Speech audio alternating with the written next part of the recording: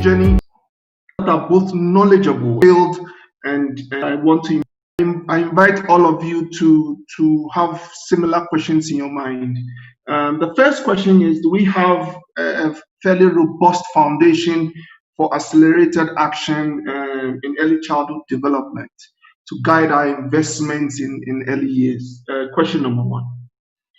Two, what are our current realities? And my panelists would try and address some of them. Three, as a community and as a group, what choices do we have to make? Do we need trade-offs? And to assert the right to survive and develop to achieve their full potential. This is the wish of every parent. It is the wish of every society, and is the wish of every continent.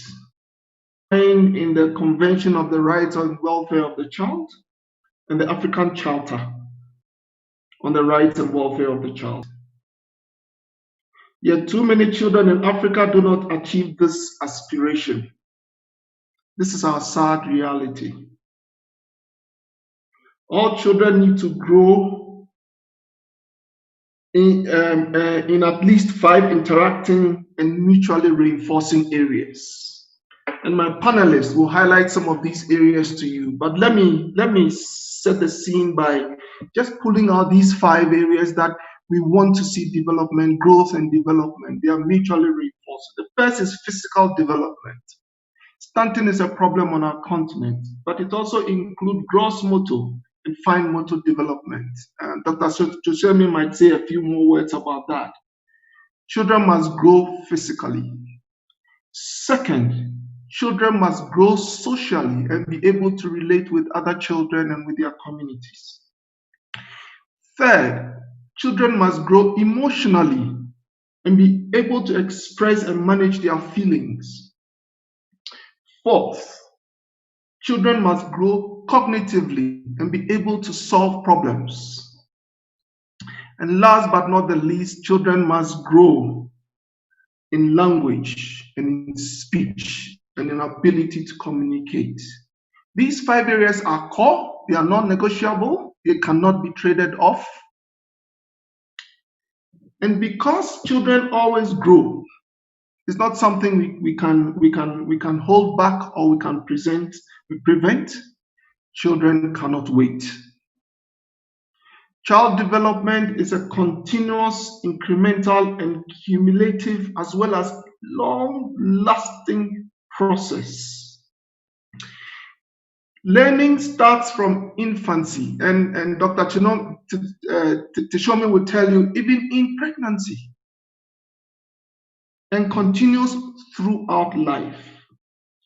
Early learning begets later learning. That's the cumulative nature. Just as success breeds success, early failure breeds later failure. It is therefore very difficult, as you might know, and if not impossible, for children to catch up when they are. Children need to achieve the following milestones. At age 5, they must be ready for school. At age 10, they must be ready to learn. And by age 18, they must be learning for life. Africa is really challenged in all these milestones. And as I said, the process is cumulative. They learn by interacting with their parents, their friends, their peers. They learn by interacting with their environment. Hence, what we need, and hence what they need from us is a safe and enabling environment to learn, grow, and achieve self-esteem, confidence, determination. Africa needs children who have self-esteem, they have confidence, and they are determined to bring change on our continent. We have a solid and a robust nurturing care framework that my panelists will be presenting to you at this meeting. The challenge we face is taking it forward. So the question that we continue to ask ourselves is, why is it that we know the benefit of early childhood development as a foundation for growth and development? We understand and know that it's a cost-effective approach, and we have a robust framework for taking it forward. And yet, so many children are not achieving their developmental milestones. This is the dilemma that we are facing today. And this is the challenge that I'm putting to my panelists and to all of us to continue to reflect on. My core message is that let us get it right for our children. Let us get it right from the start. I thank you very much. And with that, I'd like to once again invite Anita to say a few words before I start introducing my panelists. Anita? Okay, thanks very much, Dr. Dai, and my sincere apologies for not coming online earlier.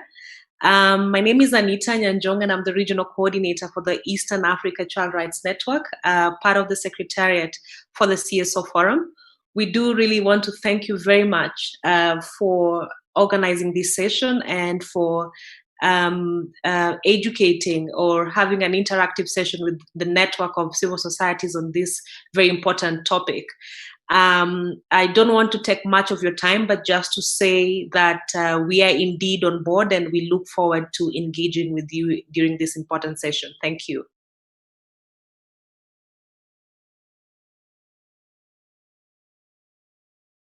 Thank you very much, Anita. So, colleagues, let us start our conversations by inviting Stella Mbugua, Program Manager, Quality Improvement at AfCEN, to share briefly about the network and help place things in context. Stella, the floor is yours.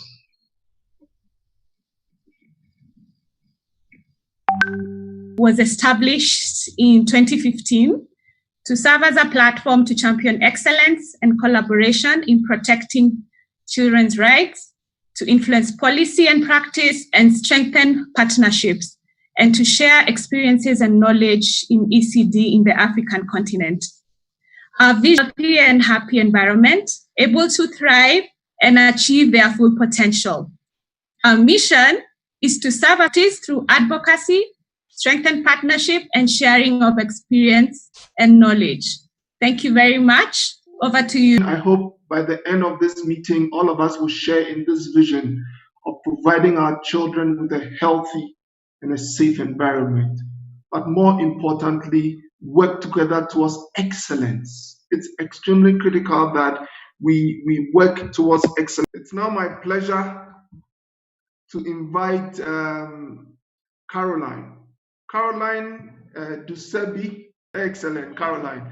Okay, Caroline, she's currently literacy and early childhood, co-author of 2 peer-reviewed journals and various research reports, co-convener of the Quality ECD Working Group of the African Union CESAR Cluster, was the 2016-2017 chair of Rwanda Education NGOs for Women in Business and Government.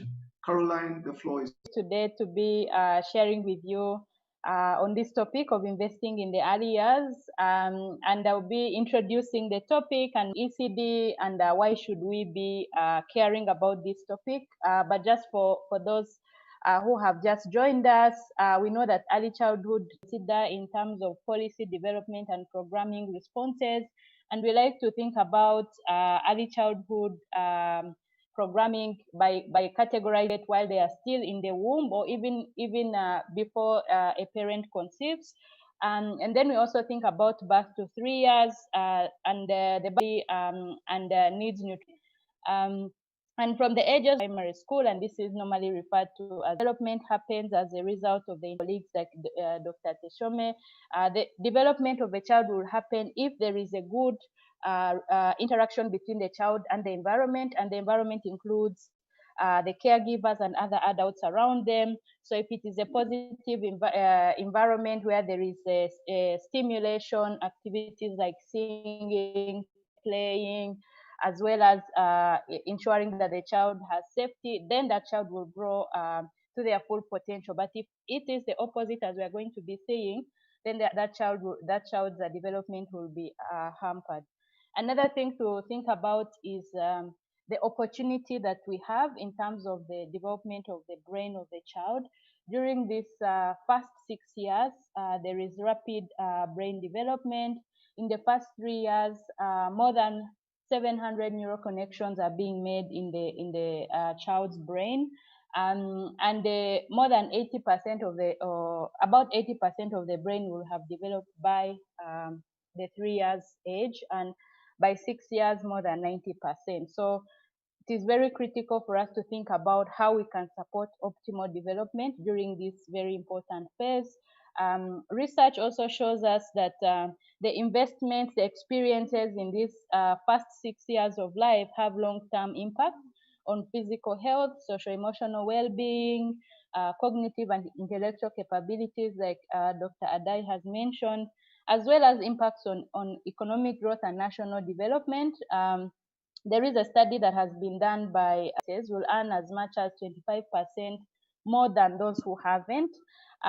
He has also estimated benefits in terms of health outcomes, in terms of stable families and stable communities, reduced crime. So there is many benefits in terms of the benefits you get from investing in the early years. Another interesting thing is that when we invest in the early years, we can close the equity gap, the gap between the rich and the poor, because high quality experiences, as we said, have a big impact on how the child's success trajectory will look like. So if we want to reduce inequality, we have to provide high quality ECD experiences for both the rich and the poor children to close that gap. And we have a lot of studies that show that without intervention at the beginning, children from wealthier families are ahead in terms of developmental outcomes. But once interventions are given to children from the lower health quintiles, then they are able to. This is something that we can do, that learning development begins even before the child is born. I excuse the very tiny graphs, but with this graph, the child is born. You can see, for example, in this first graph, that the foundations for, they begin before the child are being formed. And another thing that I wanted to point out with this graph at the bottom here is that the experiences, like I said before, predict how strong the brain is going to be. The connections in the brain depend on experience. So if we want the brain to be stronger, we have to provide stimulating experiences, we have to provide appropriate nutrition, and we have to provide safety for the child in order for the brain to grow strong. And we know that whatever we are doing as adults is really predicted by how strong the connections in our brains have been formed for human development. The other thing that I really wanted to share is the impact of stress on a young child's development, especially if we're looking at it from a brain development perspective.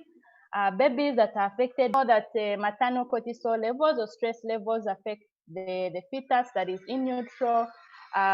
They may lead to preterm delivery, low interaction with adults, or ongoing persistent stress, for example, because of domestic abuse happening, not necessarily towards the child, but around the child, issues to do with neglect, food insecurity, that has been affected by environmental stress. And you can see parts of the brain have not connected very well or have not developed very well. So you can imagine not fully connected or fully networked, or some parts of the brain have the deficits that a child experiences during this stage may not be easily made up. some of the losses are permanent. We can do some remedial actions, but it has other impacts of the environment on the child. I also wanted to share about the concept of cumulative adversity. So one adverse factor, for example, being born prematurely, like myself, I was born premature, may not necessarily lead to a child having developmental opportunities, being given responsive care by your parents. That may be a protective factor that can mitigate higher the risk of that child having developmental delays, including cognitive delays. But what factors we are talking about include poverty, maltreatment, domestic violence, caregiver substance abuse, low caregiver education, and even minority status, because minority status may impact treatment. It's very surprising that even things like shaking, hitting are happening on children who are under 3 years. UNICEF has done a study that showed that more than 80% of children in a low, medium type of violent discipline. And this is real serious. So if you combine the violent discipline, poverty, and other adverse factors, I also wanted to share in terms of learning. One of the things that predict children's success in school are early communication, which Dr. Adai referred to. Early communication and language development are predictors of future success in school. And we see a high correlation between vocabulary, early literacy, and later achievements in life, not just in the first 3 years, will predict success in school by the age of 9. And we see that low-income family children build their vocabularies much slower than those, and a lot of the time is because acting two-way communication with their children. So we need to make sure that we are having we are giving opportunities for these families to understand we help their children with their learning outcomes later on. And we also wanted to share some of the economic benefits more, but we know that when you invest in the early years, the return on investment is as much as on average $8, but as much as $1 invested in a high quality program. But here I wanted to emphasize that while this is the return on investment, we are talking about high quality. Low quality ECD services may actually have adverse effect on children. So we should be talking about access, but access also to high quality services in order to get this kind of return on investment. And when we think about COVID and we think about the adverse factors that I have just mentioned, we see that COVID has exacerbated the adverse factors that children are experiencing during this time.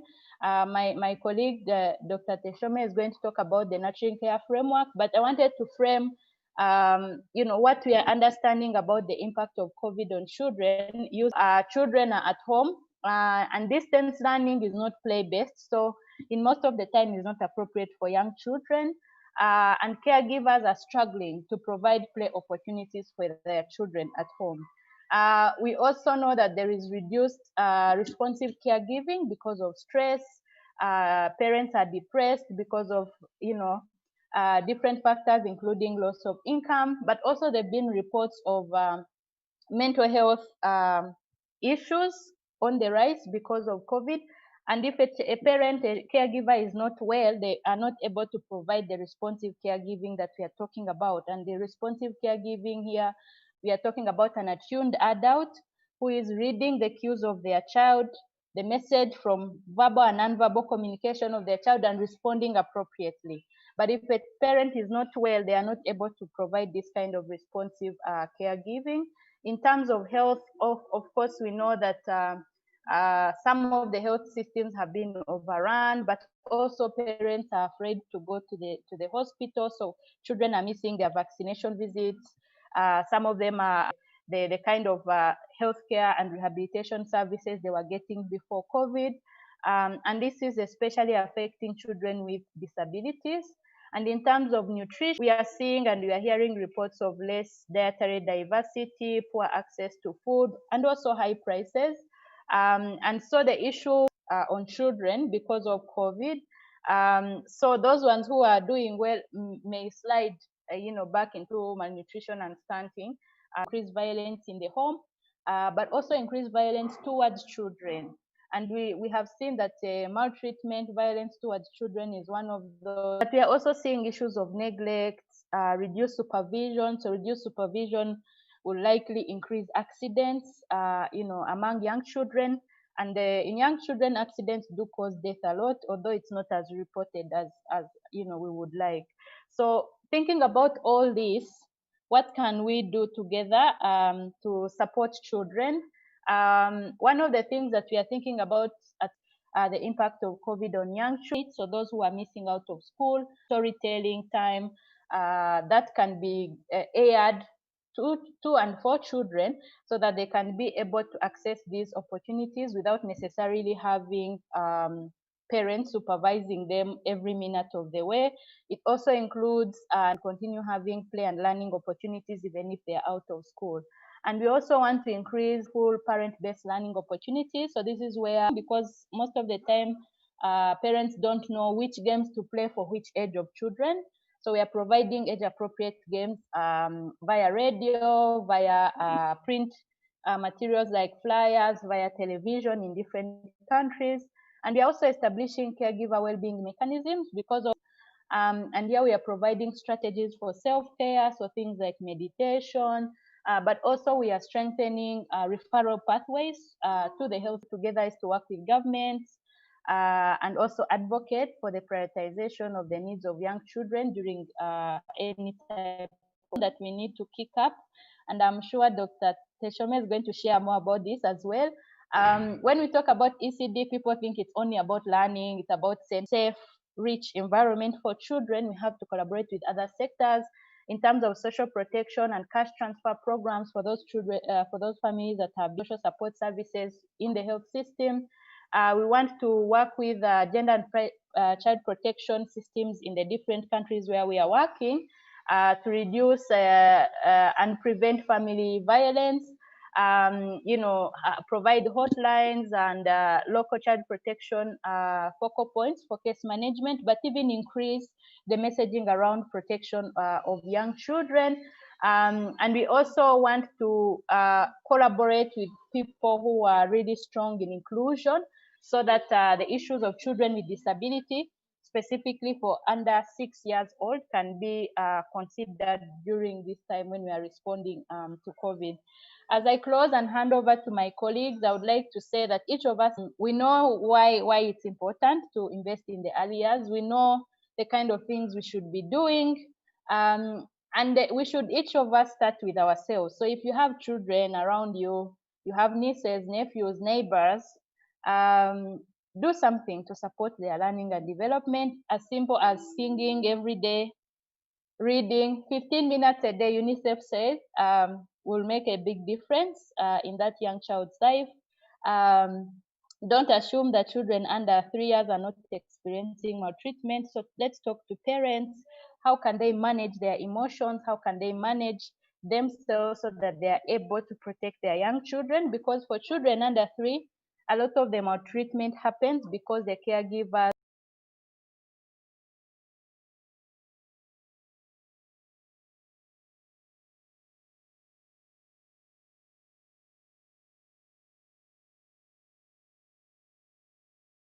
resort to shaking, hitting, and other forms of maltreatment.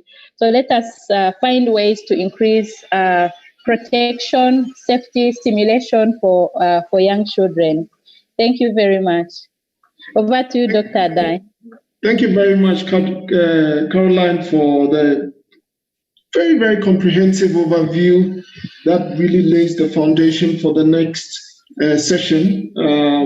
Thank you also for highlighting the intrinsic value of ECD to the child, the science behind early childhood development, very helpful, and in particular the brain development. and the economic benefits to our society and to families and to individuals, and the role that an environment plays, including stress on the brain and definitely on the child's development, by reinforcing issues of love, stimulation, storytelling, playing. I mean, these are the things that are entrenched in our culture, and we need to bring them up and enhance them.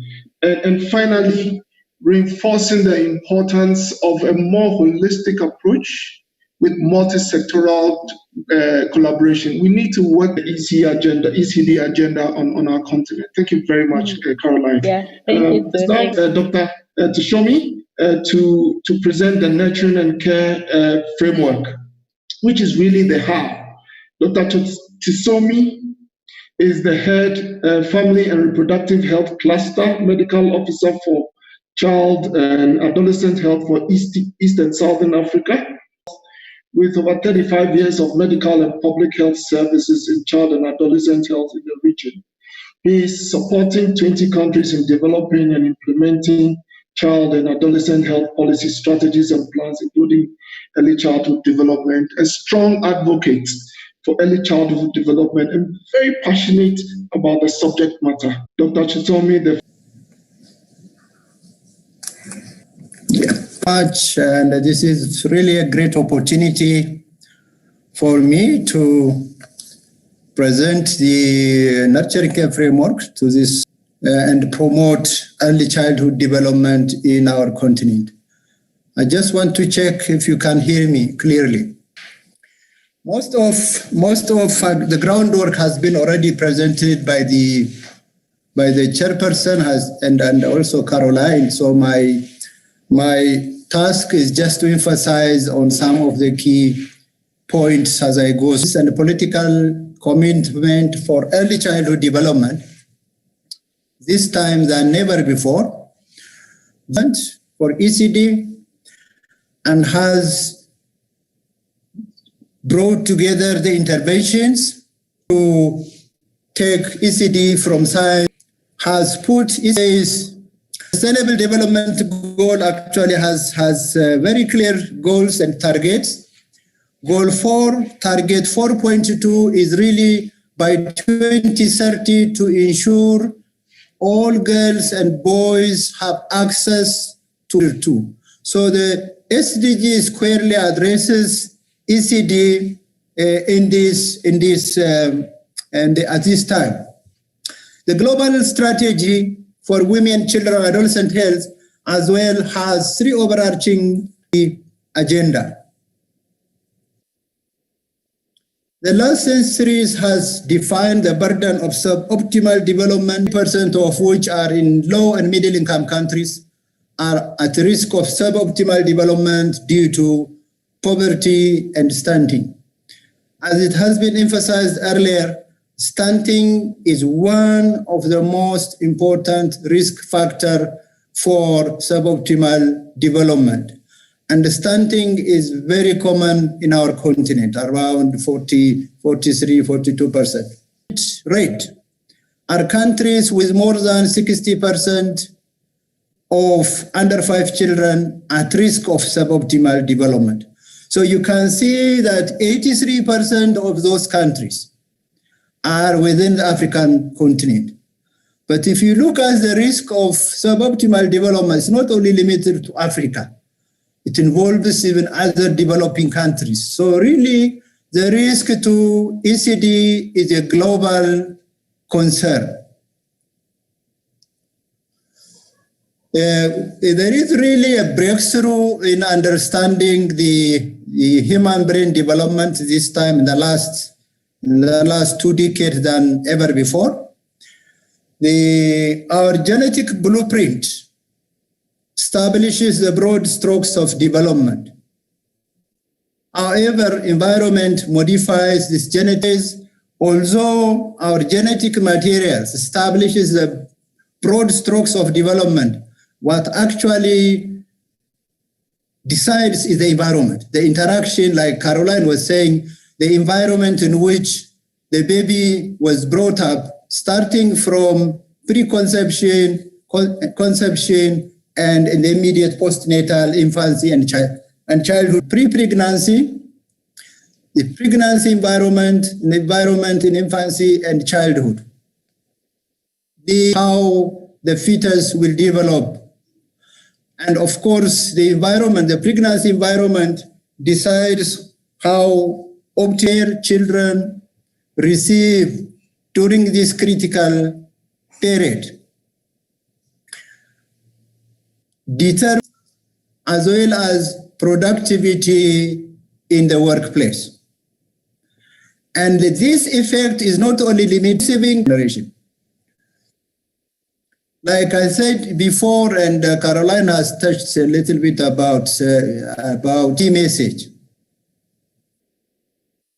So the connections, what we call them synapses, start to form during the number of connections or synapses increase very rapidly, even at an astounding rate of 1,000 to 10,000 new connections every second as the baby senses his or her environment. The key point that we need to remember is the interaction with the environment. The babies. So this synapse formation is really profound in the density of connections, synapses that are not used free. Important to remember that if you consider like radical study has been replicated through and force group control. So they had a couple of these cases, play and stimulation, and play and stimulation, nutrition, supplementation, strength gain, and grade attainment in serious increase good play and communication, stimulation, which is less costly, has a lot of effect. The poor early childhood development is associated with increased physical and mental, and about 1 year less achieved in schooling, and about 27 annual income, and teacher on health and education. You can development, not addressing ECD, will have a massive impact on the country's economy, as Caroline has shown earlier. So the key message, child development is the best that we can give, and benefits are lifelong and intergenerational. I think I just want to emphasize on this. The benefits are lifelong, which, as I said earlier, and policies, information, and services are essential to create enabling environment for the health sector has a special role to play in the first 1,000 days. The nurturing care framework was launched at the time of developed at the request of the World Health Assembly to guide the countries in the implementation of the global strategy for women and children for early childhood. It's a very comprehensive roadmap that outlines why efforts must begin in the earliest years from pregnancy to age 3. And it also outlines how nurturing care protects children from the worst effects of adversity. And it also outlines what caregivers need in order to provide nurturing care comprehensively. And it also defines the roles and the responsibilities of the various sectors which we are going. This strategy is to see a world in which every child is able to develop to his or her full potential, and no child is left behind. So the aim is to have universal coverage. 5 strategic action areas. The key principles is an inclusive approach, a family-centered approach, and a whole government and a whole society application, health or nutrition or child protection. It takes whole government and whole society. I'm happy to meet the civil society forum in this regard. So the 5 strategic action areas have also 5 actions in each of them. Invest, focus on family use data care. What does nurturing care mean? Benefits from nurturing care we need of this meeting.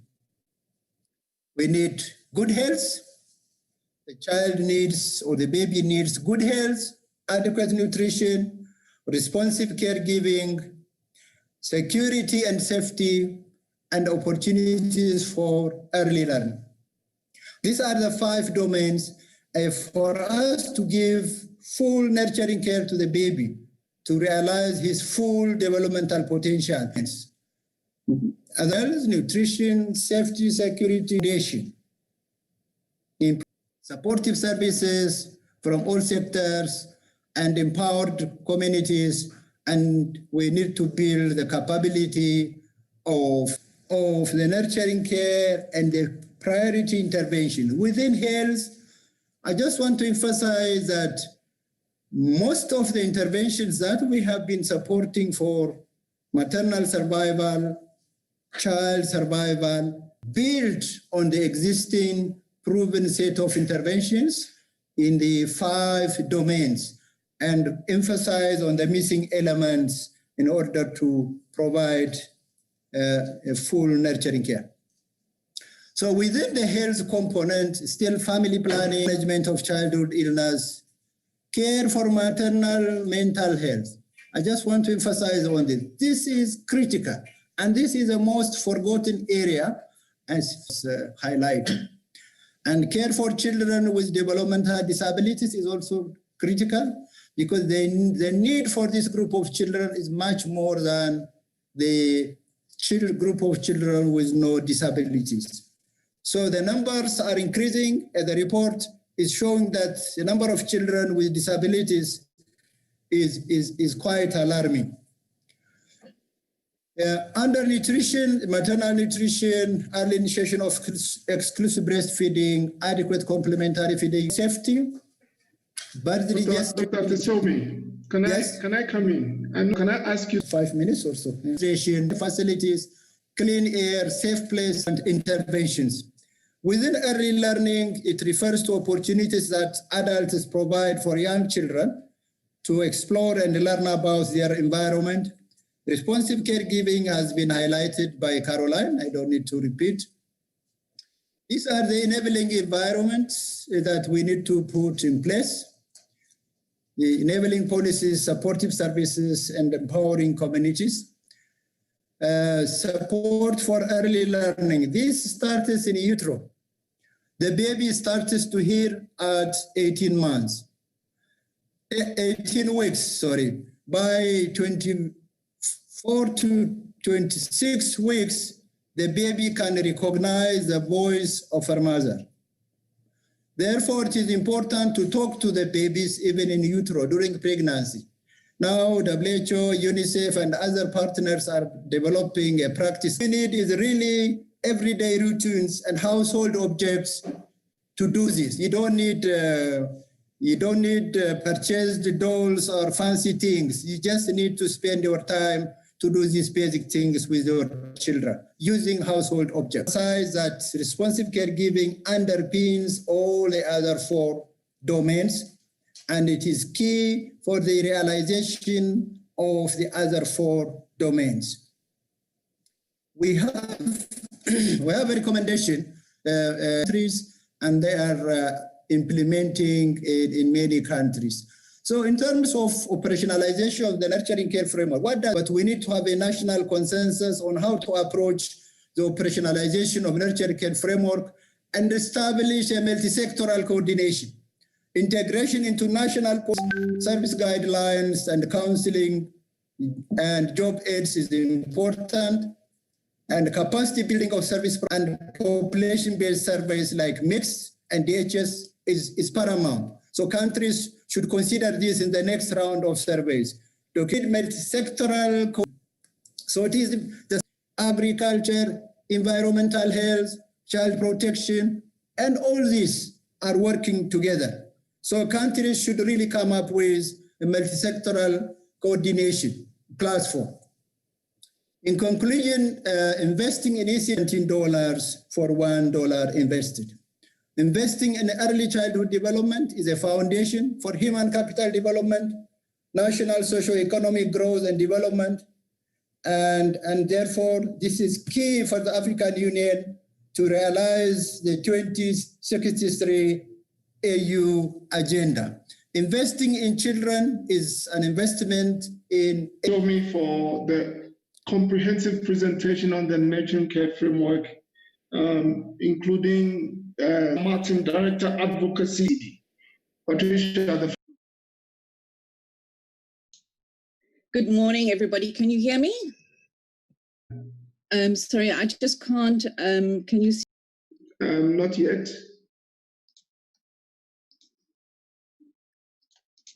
Can you see it now? Okay, you can't see me talking, but I believe that a picture of myself will be put up so that you can see who I am. So good morning. Exactly where the last presentation, what we've been hearing. How do we ensure collective and harmonized operationalization of the nurturing care framework to the policymakers?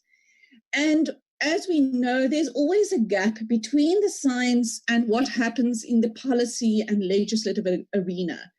How do we ensure that the science informs the development of those enabling environments to make sure that it gives effect to the enormous benefits that have been proven over the last 2 decades? And really what we need is we need a bridge and we need leadership to drive the translation of the science into those enabling environments that we've spoken about. And that is why we are using this forum or this platform, because we need to use our African Union legal and accountability structures, which have been established to drive our regional priorities. And ECD perhaps is the most significant regional priority at the moment. So what I'm going to share into practices that are changed on the ground. And really it's a question of ECD being a rights-based sustainable imperative. So ECD is indeed a rights-based sustainable development imperative. And basically every child, and I stress that every child has the right not just to survive, but develop to their full potential. And that is a right that is enshrined in all of our child rights treaties. This is not only a right, but it is also the key to sustainable, inclusive development. And realizing the rights across the life course at an individual and national development depends on the realization of rights in the early years. Early child development is a gateway right, especially channeled through health, nutrition, family care, protection, social security, and participation rights. This then is recognized by treaty and development instruments, that is particularly these rights and early development, as a critically important by the UN Committee of Experts on the Rights of the Child, which unpacks implementing child rights in early childhood. But this is quite a data, generally the nurturing care framework. The African Charter on the Rights and Welfare of the Child recognizes the right, obviously, to full development, particularly the rights to health, nutrition, family care, protection, social security, and participation. But critically, what we are seeing is that these rights are now coming together and being recognized as a rights-based sustainable development imperative in documents like the SDGs, Africa's Agenda 2063, and Africa's Agenda for Children 2040. Notably, the Initiative for Early Child Development. And then we've got specific agendas such as the Survive, Thrive, and Transform agenda. And then, of course, the nurturing, recognizing early child development as a right, but as a developmental priority. And what this does, or endorsed many of these treaties and documents, they have accepted significant implementation responsibilities, which are on all state parties, and these responsibilities. So the question then is, why is ECD a rights-based sustainable imperative? Well, these issues were alluded to before, but I hope to summarize them more in a policy context. It's because of the interdependence of rights and sustained inclusive development, and because of the intergenerational nature of poverty, development, and inequality. When we look at the African Charter on the Rights and Welfare of the Child, the goal is ultimately that every child doesn't just develop, but that they develop to their full potential. And for this to happen, we need routine, universal realization of rights through empowered parents. It's an absolute precondition for all children to develop their full potential. And that really is the purpose or the goal behind the African Charter. And of course, routine universal realization of rights will only be achieved if early development is achieved. It's a gateway right. It's a precondition, and this is the important thing. It goes to that point about the intergenerational nature of ECD. It's a caregivers, caregiving, which is the foundation of early development. And then sustained development in turn depends on developing the full potential of every child through realization of rights in the early years, and these are your gateway rights. So what we are seeing here is that where we see early neglect or failure to thrive as a result of poor responsive caregiving, this then leads to poor early, and this disempowers and disenables the provision of early neglect, failure to thrive, and so forth and so on, is the most strategic equalizer. Poor ECD, early child development, feeds the negative cycle of intergenerational poverty and inequality, which is grounded in poor development across the life cycle. Optimal ECD depends on and determines the capacity for providing care for optimal early development, the generational chain that prevents development because of poor responsive caregiving at an individual, national, and regional level. A negative cycle, and Africa will not realize its potential. What is Africa's potential? Well, its greatest asset is its unlimited human potential.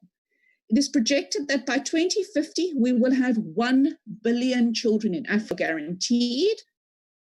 Only if 1 billion children, let me repeat that number, 1 billion children develop to their full potential through receipt of nurturing care. The nurturing care framework provides the evidence and a planning framework for prioritizing developmentally critical rights through public ECD systems, which specifically are your rights to health, nutrition, responsive caregiving, education, and protection to unlock that potential. 5% of that enormous population at risk of poor development. So the scale of the task is enormous. So that really then turns to the question, well, how well is Africa doing? What progress is being made in laying the human capital foundations strong enough to reach our 1 billion and sustain regional development? So Africa is falling behind, and that is because of our failure to realize ECD rights. The World Bank projects that sub-Saharan Africa is last in the 2030 race. The projections are that by 2030, 9 out of 10 people living in extreme poverty will be in sub-Saharan Africa, and we are not going to achieve the SDGs.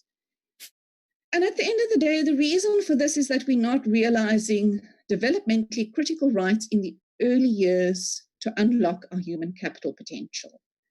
What are our common challenges across Africa? Across health, maternal mortality remains high. We have higher numbers of adolescent pregnancies and births.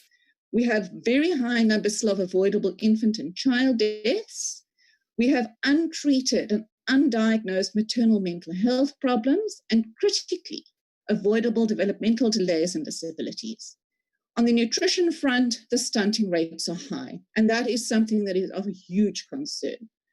On the responsive caregiving front, we see a limited capacity amongst parents and caregivers to provide positive, responsive caregiving.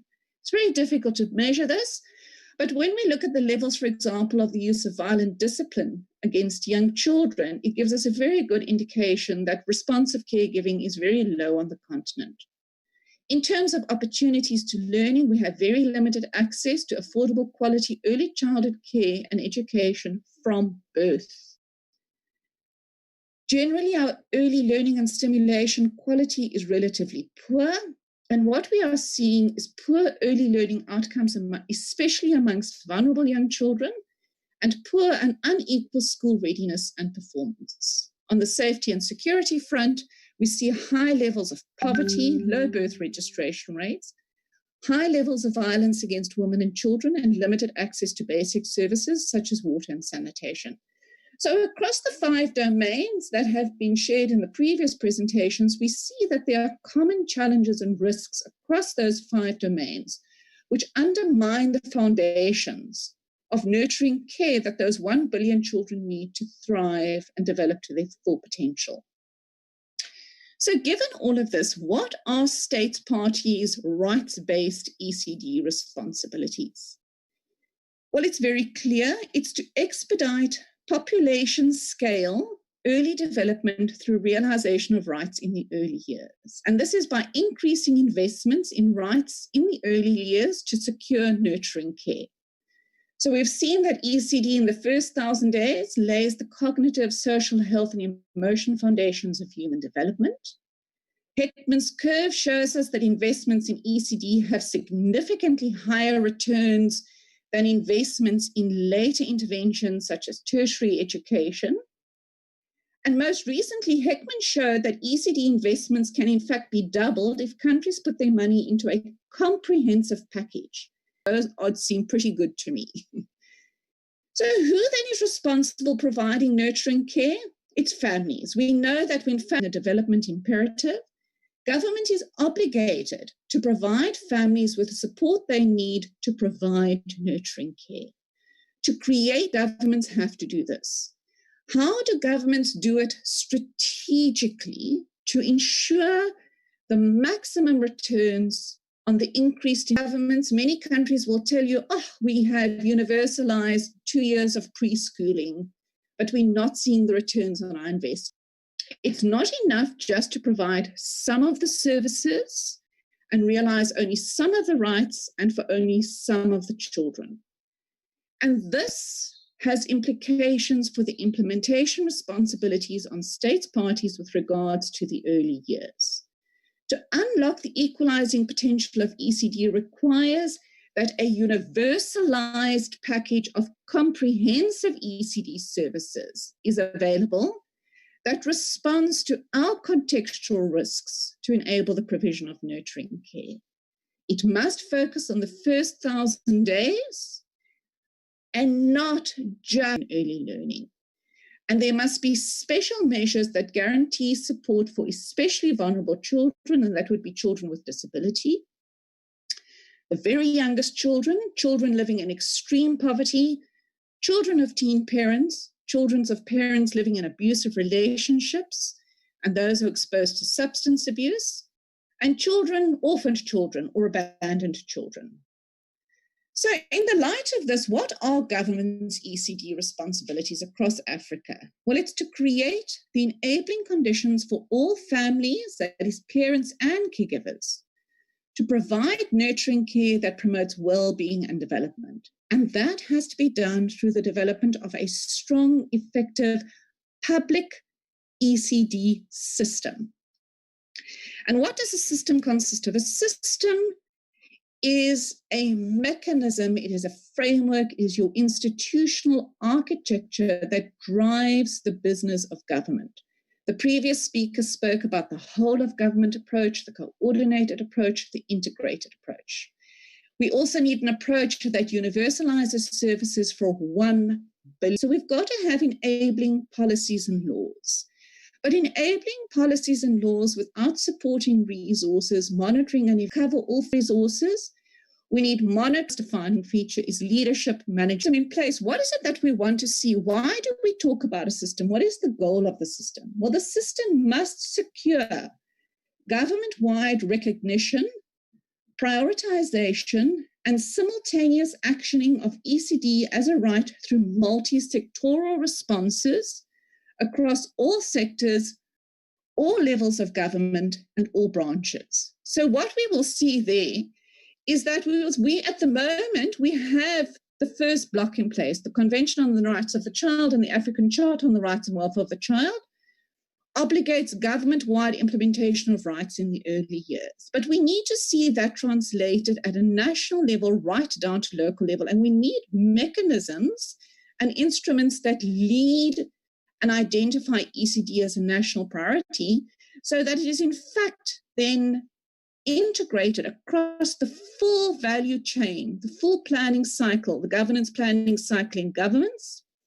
So we'd want to see it in the national development plans of every country, which recognize ECD as a priority and obligates government-wide prioritization and accountability. We would need leadership and coordination mechanisms to ensure government-wide compliance and accountability. But then critically, we need to then see sector policies and laws take forward those responsibilities and operationalize the commitments.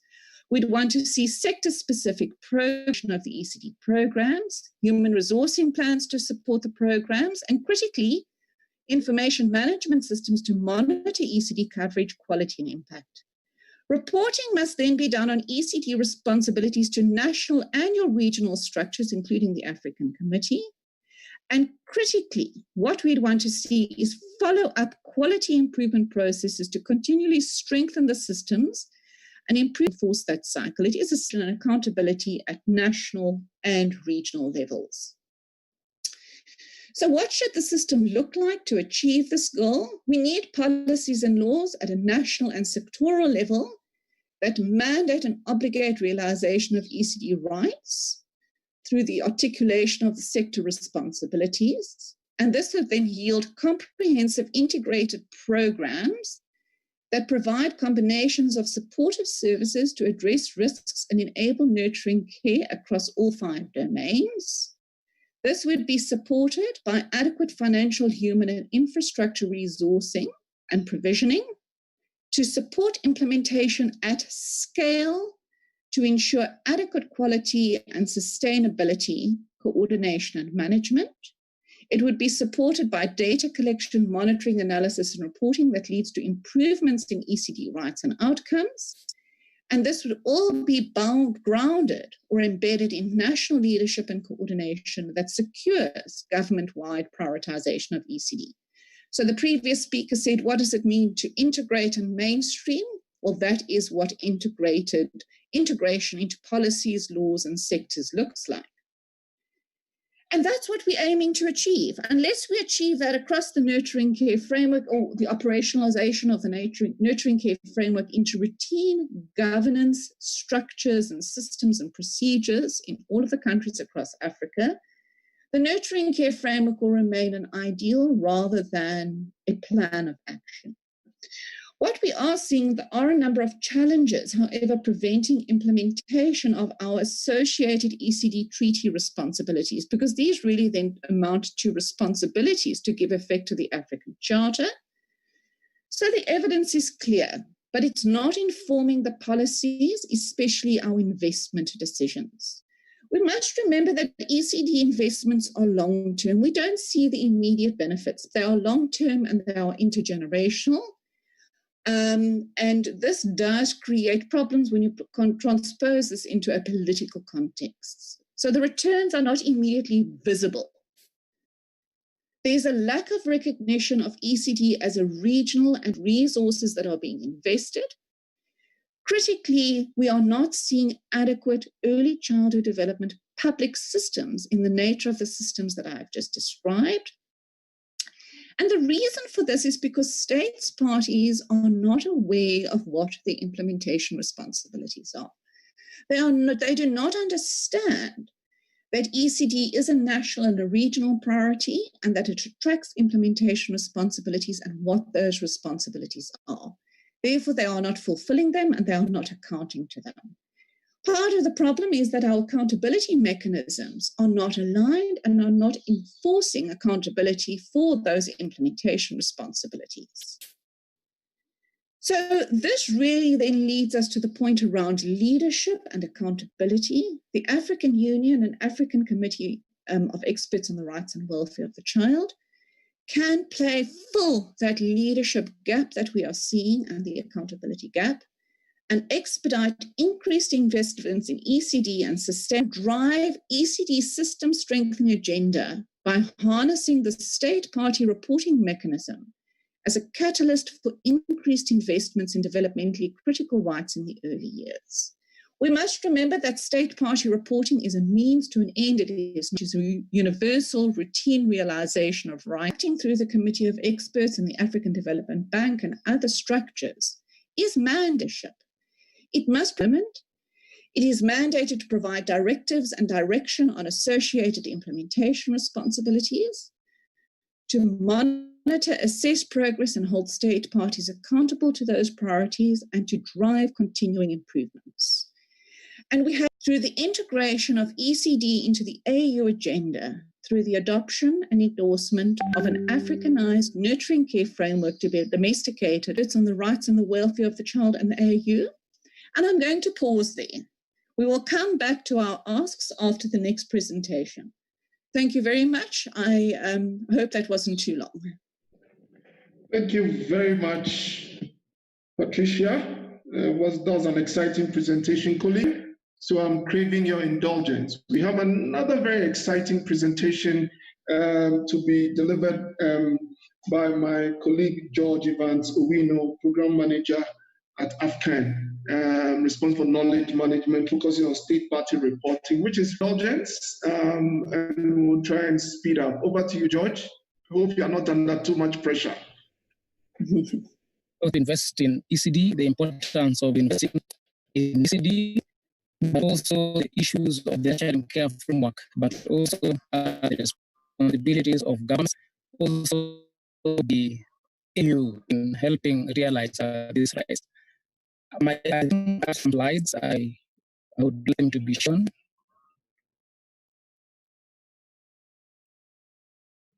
Hello, I hope I'm being heard. You're breaking. Thank you. I have some slides which I would like to be shown. I wonder whether they can be projected. So, according to the thank you. The presentations that have gone ahead, something that has come up very clearly is the issue of M&E, the issue of reporting. Because if you're going to realize the rights of the children, a broad spectrum from birth until age 18, which is the definition of who a child is, then there's need for data to monitor progress. There's also need for data for planning the programs that are being done, even now to remedy. I think I can present my own. If it is not coming, I could project myself. Go ahead. Go ahead. Are my slides be seen?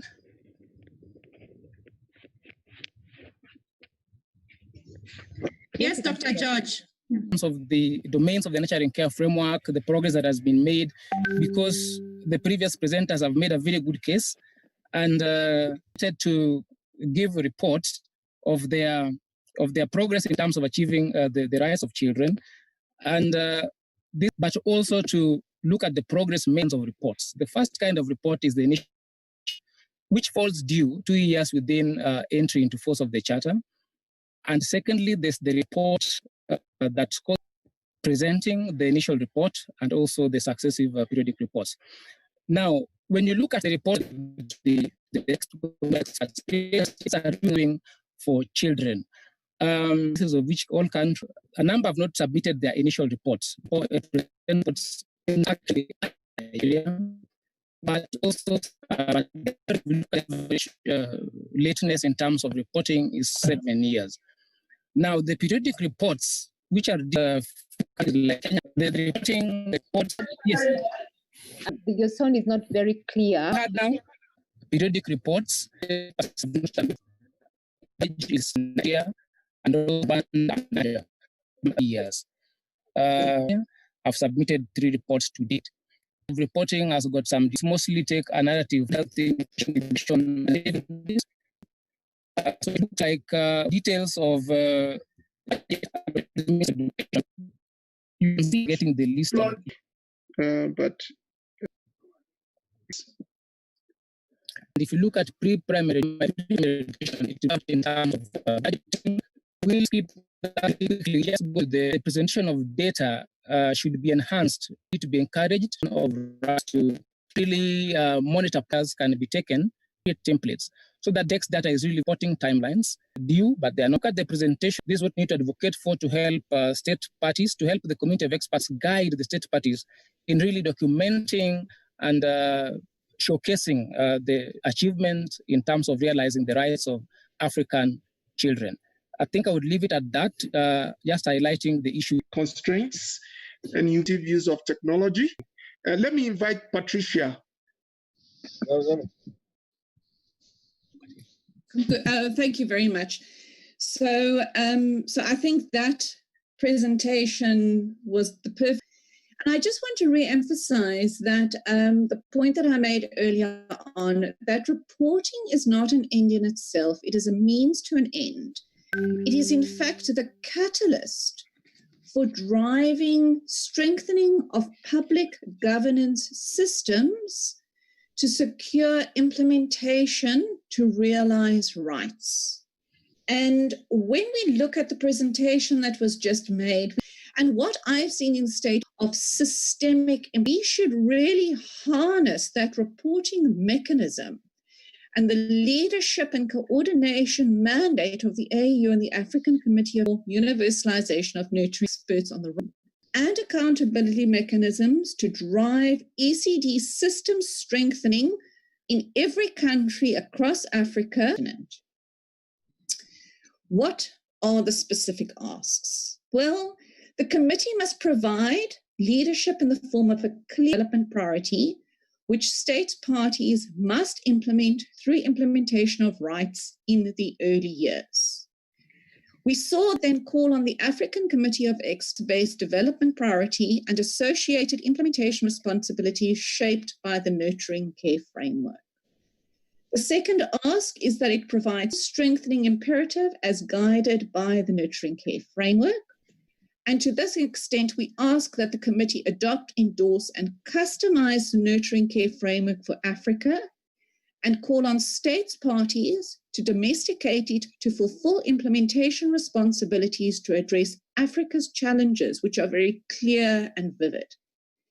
We then ask the committee to hold governments to and ensure that the reporting process drives a cycle of ongoing ECD system strengthening and realization of critical rights in the early years. And that this be done through the development and adoption of a regional ECD scorecard to monitor, measure, and guide reporting on progress in realization of ECD rights, responsibilities, and realization of ECD rights. And in reviewing the reports, identify ECD gaps in state party responses and declare an Africa's Day of the Young Child. But what about national CSOs and governments? Because, of course, it is the state coordinate themselves, monitor and draft shadow reports, and follow-up advocacy, engage in follow-up advocacy, focusing explicitly on ECD strengthening implementation responsibilities, because we know that the concluding observations that come out from the Committee of Experts are shaped by the CSO shadow reports. Until we have ECD explicitly embedded in the institutional architecture of the African Committee, CSOs need to lay the foundations for that institutional architecture.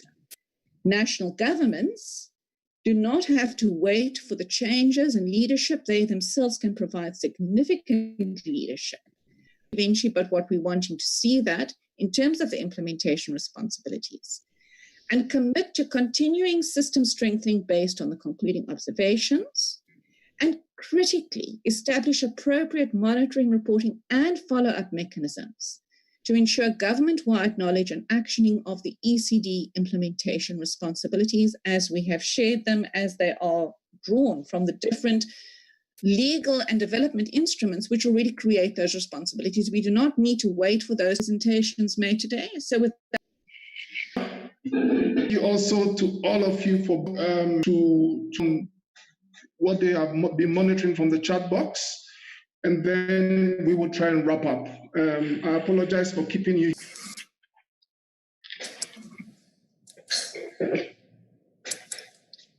Thank you very much, Mr. Chairman. Based on your field level, I think this has been a very enlightening panel session. We have tried to engage countries in introducing and implementing a nurturing care framework, but the greatest challenge we have is really multi-sectoral coordination. Like I said, nurturing care framework cannot be implemented by one agency or by one sector. So a few countries have managed to establish a high-level multi-sectoral coordination as a Prime Minister's office, as a President's office, Vice President's office, and some have used existing structures, coordination structures for nutrition, for reducing standards the same. So if we don't strengthen sharing care framework, this is the right time. We need to probably keep this forum to continue, since Africa Union has the leverage to bring the various sectors that have created at regular times. Globally, they are working to come up with indicators that could be measured at population level as well as through routine health information system. As I was listening to the report, it should have been launched in October, mid-October, for about 140 countries, and that will, in terms of where they are for the key ECD-related indicators. So let's continue this partnership and interaction to push a common agenda. There is a lot of global commitment, including from the G20. They have passed a declaration to support. Caroline, Dr. Tisomi, I think we lost you. So Caroline, please come in. Thank you very much, Dr. Tisomi. Caroline. Yeah, thank you so much. Thank you everyone for your great participation and for the many great questions and reflections in the chat. As we conclude, I want to reflect on what we've been saying together, the Africa we want, Agenda 2063. Agenda 2063, when we think about it, is about those children who are being born today, who are 3 years today. I am sure, they are the ones who will be driving Africa at that time. And if we want to have a productive, secure, prosperous Africa, we need to think about those people who are going to be, fulfilling that agenda that we are setting right now. And those are the importance of family. We need to think about how we can strengthen the family, how we can ensure that families are providing protective adults, fathers and mothers. We talked a lot about mothers today, but I also wanted to say that fathers are really critical in supporting early childhood development. We need fathers to be engaged. We need fathers to play, talk to their children, support their pregnant mummies during pregnancy, to contribute to that safe environment that we want for children. And another thing I would like to emphasize, the issue of equity. We will not succeed if only a few children meet their developmental potential. We want everybody in Africa to meet their full potential. So this requires us to understand who is being left behind, for what reason, and how can we support them to catch up. And this really requires targeted interventions. So we should be having interventions that every child benefits from, but then additional interventions for those children who are really marginalized. So we are talking about children with disabilities, children from minority communities, children from very poor households. Those need additional services. So we can't just be comfortable saying, yeah, everyone in this country has access to some type of ECD service. No, we should be saying, in addition to what everybody benefits in the nation, what are those targeted services we can give to those children who are really left behind? And another thing I would like to emphasize is evidence. We need data, we need evidence, like my colleague George said, to be able to understand how to target those interventions, how to fund the sector. So evidence is really needed, and we need to be collecting evidence also on these issues of marginalization and vulnerability, so that we can make intentional and evidence-based decisions. And I would like to say to all of us, we have a role to play. Whether you are a family member, you are a parent, you are a civil society actor, you are a person from government, at each of these levels of change, there is something that we can do to change the situation for children from the family level all the way up to the system level. And I look forward to continuing collaborating with you to see that we have the Africa we want and we secure the next generation of Africans. Thank you so much. Thank you, Caroline. In the interest of time, I'm going to try and sum up. We've just heard from both Patricia and George. First, let me thank you all for bearing with us. Thank the speakers for the substantive presentation and the quality and the comprehensiveness of the presentation. It's really amazing.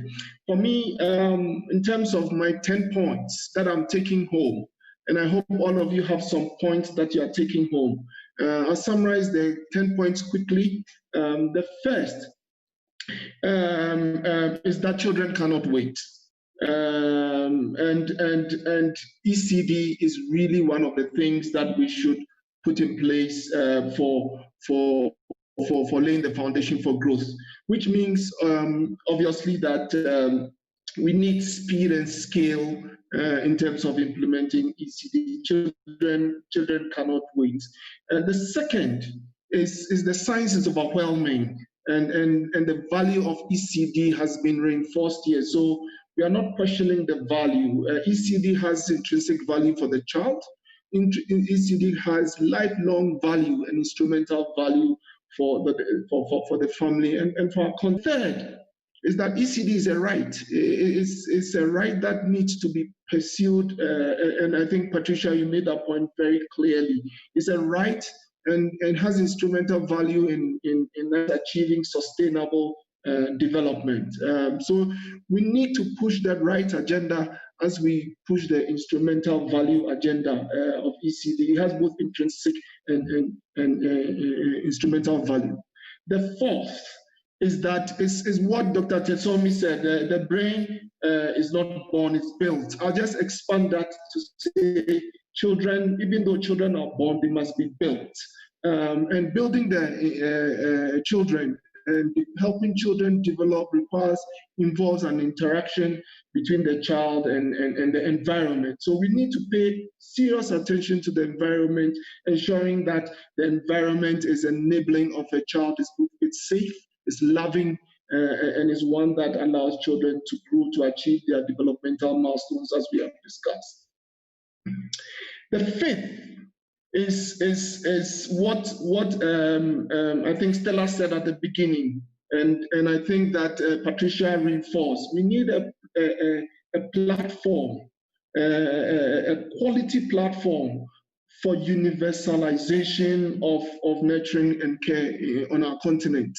All of us need to come together to work on this platform, a platform that synergizes our actions, a platform that ensures that children are reached. The sixth is we need to focus on the family. A focus on the family, where families thrive, children thrive. We need to encourage families and fathers and mothers to play with their children, to speak to their children, to stimulate their children, and to protect their children. Children deserve to live in safe, loving, and enabling family environments. The seventh is that no sector can do it alone. No organization can do it alone. We need to work together. We need to work across sectors. We need multi-sectoral actions around education, health, nutrition, safety, and security. The seventh is that we need action. We need speed, scale, and contextualized action. We need investments. We need to innovate. We need evidence. We need to monitor and report and facilitate accountability. But all of us, we need to partner together to advance this agenda. The eighth is that we have a framework. The nurturing and care framework exists. So we need to coalesce around this framework to move the action. 9 is that we are calling on the African Committee of Experts and CSO to champion and drive ECD investments and actions. And I would say that we should have a follow-up meeting with the committee to discuss how we can take some of the recommendations forward. And we call on the CSOs to also use their channels to take the recommendations to the CSO, to the committee. And lastly, let us get it right. Let us get it right for children. And to get it right, we need to scale ECD. So with that, let me thank all of you for bearing with us. Thank you so much to the CSO Forum for giving us the platform. Thank you to the speakers for the excellent presentation, and allow me to draw down the curtain on investing in early childhood or investing in the early years. Bye-bye for now. Thank you so much, Dr. Adai. We really do appreciate amazing moderation. Thank you so much for everyone, and we really do appreciate. So for those who are asking for the presentation, I have posted them in the chat box. All the two presentations. I'm waiting for Dr. Tishone's presentation. If it's not here by the time, I'm going to put it in the channels in the ECD. I'm sharing it just now. I will reshare it just now. Okay. Yes. Okay. Yeah, I've shared it. Yeah, thank you. Okay, I will share the chat. If you hang around just for the next 5 minutes, we will reshare it. But thank you so much, the moderator, Dr. Dai, Dr. Tishone, for your amazing presentation. Sorry, Patricia, that PhD has to come. Patricia, for the amazing presentation. Thank you, Caroline, for the presentation. Thank you, Stella, for being my wingman and wing woman.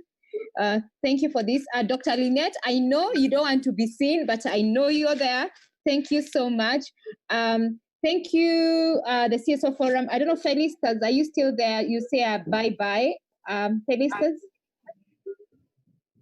Feli, are you there? I'd seen you earlier. I don't think I think you've dropped out. But I want to say thank you to everyone. We are waiting, actually, we are guys for coming. Stella, have you shared for 2 minutes as I try to make the presentation a link? Feli, please just speak for 2 seconds.